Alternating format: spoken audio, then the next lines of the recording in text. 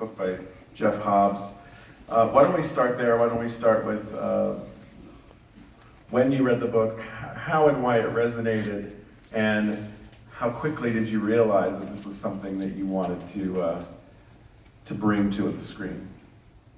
Yeah, thank you. I read the book not long after it came out. It's about 10 years ago now, something like this.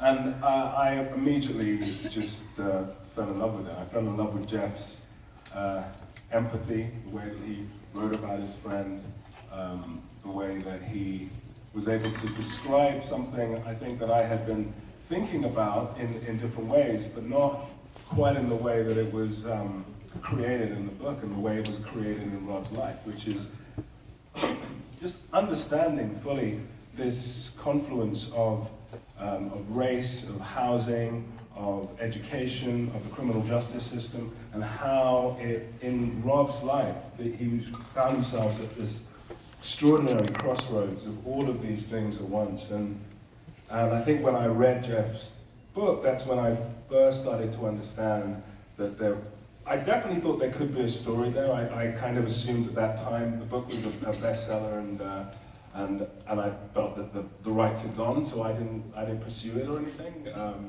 And then a few years later, I was contacted through my agency by Antoine Fuqua and Rebecca Hobbs about collaborating with them on adapting the book and directing. They'd seen my first film, Boy Who Harnessed the Wind, and were excited to have a conversation about it, and I was absolutely thrilled to